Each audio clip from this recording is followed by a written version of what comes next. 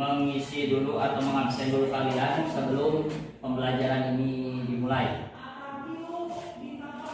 Siapa yang tidak hadir atau hadir semuanya, tapi Bapak lihat semuanya ini bangku semuanya terisi penuh, berarti semuanya hadir semuanya ya. Mudah-mudahan apa hadirnya kita di sini mendapatkan ilmu yang bermanfaat. Amin. Dan sebelum kita memulai juga pelajaran, mari kita berdoa terlebih dahulu. Berdoa dalam hati masing-masing dimulai. Doa selesai. Oke anak-anak sekalian, sekarang kita akan membahas tentang pendidikan agama Islam dengan materi pada kesempatan kali ini adalah Al-Quran dan Hadis sebagai pedoman hidupku.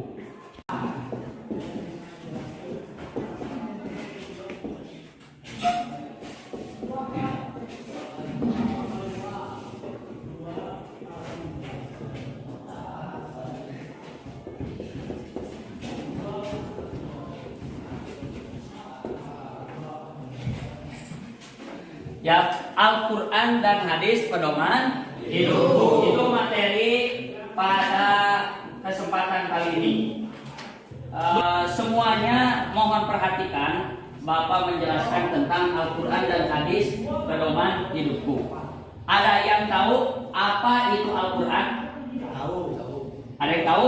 Apa? Coba apa itu Al-Quran? Ya, apa itu Al-Quran? Kitab suci, betul. Ya, ada lagi selain itu yang tahu apa itu Al-Quran? Siapa? Ada yang tahu? Ada yang tahu nggak? Al-Quran merupakan kitab suci yang diturunkan oleh Allah Subhanahu Wa Taala kepada siapa? Kepada Nabi Muhammad Sallallahu Alaihi Wasallam. Yaitu Al-Quran.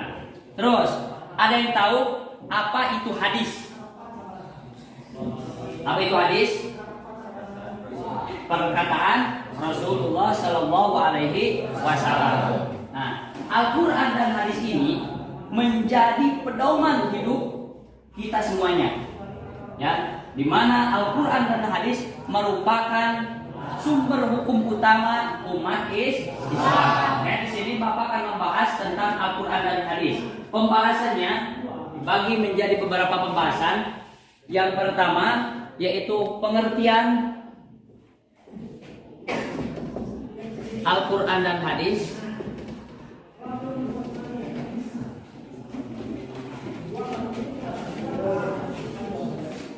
Yang kedua yaitu nama-nama Al-Quran dan hadis, nama-nama Al-Quran. Yang ketiga fungsi Al-Quran dan hadis dalam kehidupan kita sehari-hari. Yang pertama, apa itu Al-Quran? Tadi ada yang menyebutkan Al-Quran itu adalah kitab suci, betul. Al-Quran merupakan kalamullah, ya, yang diturunkan kepada Nabi Muhammad SAW. Kata Al-Quran berasal dari kata qoro'a yang artinya membaca, dan disempurnakan lagi Quranan yang berarti membaca, dan ditambahkan hamzah di depannya jadi Al-Quran. Ya, disempurnakan lagi. Jadi Al-Quran adalah bacaan yang sempurna. Jadi apa itu Al-Quran? Bacaan yang sempurna. Ya. Al-Quran diturunkan oleh Allah Subhanahu Wa Taala melalui malaikat Jibril kepada siapa? Kepada Nabi Muhammad Sallallahu Alaihi Wasallam. Al-Quran diturunkan kepada Nabi Muhammad itu secara mutawatir. Apa? Ada yang tahu mutawatir itu apa? Artinya berangsur-angsur. Jadi tidak langsung satu mushaf Al-Quran yang ada saat ini langsung diturunkan kepada Nabi Muhammad sekaligus, tidak, tetapi secara berangsur-angsur. Itu Al-Quran.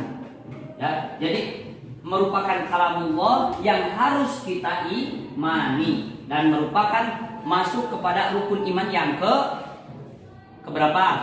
Ayo yang ketiga, ya rukun iman yang ketiga itu Al-Quran. Selanjutnya Al-Quran merupakan sumber utama pedoman untuk umat Islam atau sumber hukum utama umat Islam. Ya, di mana kita harus berpegang teguh dan kembali menurut syariat Islam, yaitu Al-Quran. Di mana di Al-Quran itu sangat komplit sekali karena Al-Quran merupakan kitab penyempurna dari kitab-kitab sebelumnya. Kitab apa aja sebelum Al-Quran diturunkan? Injil, ada apa lagi? Terus Zabur. Kemudian disempurnakan oleh Al-Quran.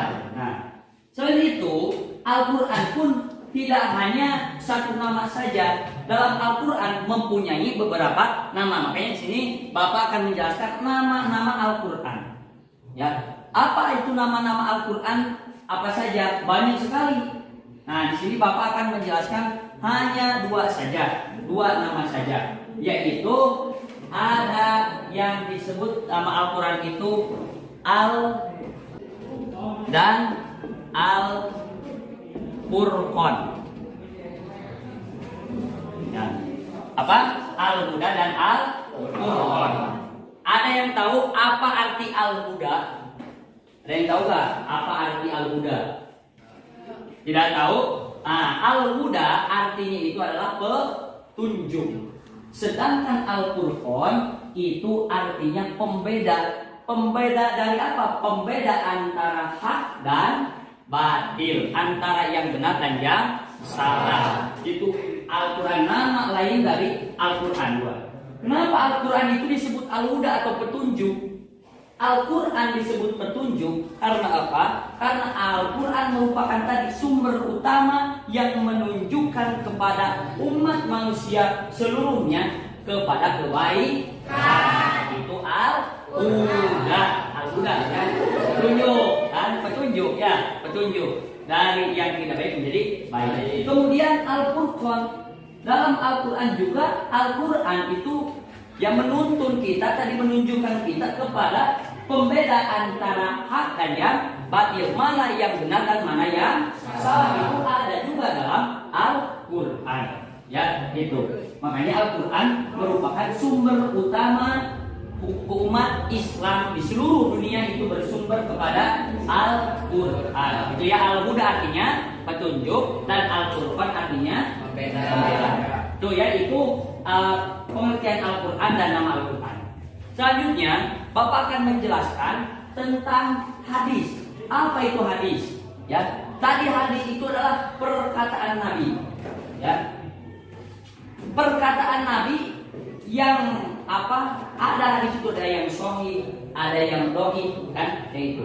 Tapi secara umum hadis adalah perkataan, perbuatan dan sifat Nabi dalam kehidupannya sehari-hari, baik sebelum diutus dan sesudah diutus. Nabi menjadi utusan Allah Subhanahu wa Ta'ala.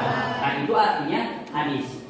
Nah, hadis juga itu menjadi sumber utama setelah Al-Quran. Sumber hukum utama setelah Al-Quran itu adalah hadis. Fungsinya sama. Hadis merupakan patokan atau pedoman hidup umat Islam seluruh dunia. Ya, kita harus tahu tentang hadis-hadis Nabi, misalkan hadis-hadis pilihan, dan amalkan dalam kehidupan sehari-hari. Itu ya hadis. Nah, sekarang apa fungsi Al-Quran dan hadis? Ya, ini yang terakhir. Fungsi Al-Quran dan hadis itu sangat banyak sekali. Namun Bapak akan memberikan beberapa saja. Yang pertama, fungsi Al-Quran dan hadis itu tadi jelas, yaitu sumber utama atau sumber hukum utama yang dijadikan pedoman hidup manusia, yaitu Al-Quran dan hadis.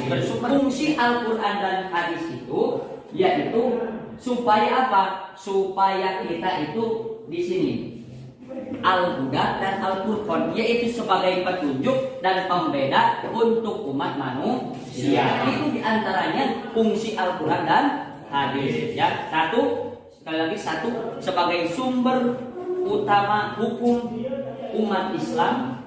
Yang kedua, sebagai petunjuk dan sebagai pembeda antara hak dan yang batil. Itu merupakan fungsi Al-Quran dan hadis. Untuk sekarang, Bapak akan membagi kalian menjadi 4 kelompok sesuai dengan barisannya masing-masing. Yang ini kelompok 1, kelompok 2, kelompok 3, dan kelompok 4. Tugasnya, sebutkan satu saja nama lain dari Al-Quran selain yang telah Bapak sebutkan, yaitu Al-Huda dan Al-Furqan. Ya, Bapak beri waktu untuk berdiskusi 5 menit. Ya, untuk berdiskusi. Silakan dimulai dari sekarang, 5 menitnya dipakai untuk berdiskusi.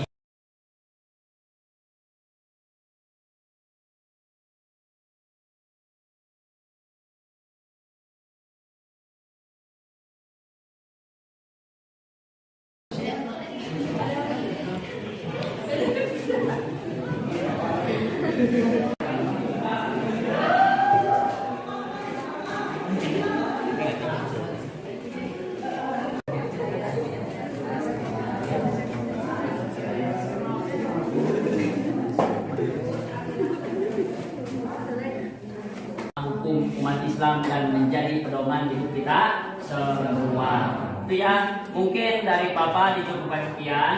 Mudah-mudahan kita bisa bertemu lagi di minggu selanjutnya. Ya, begitu. Mohon maaf bila ada kesalahan. Wassalamualaikum warahmatullahi wabarakatuh. Waalaikumsalam.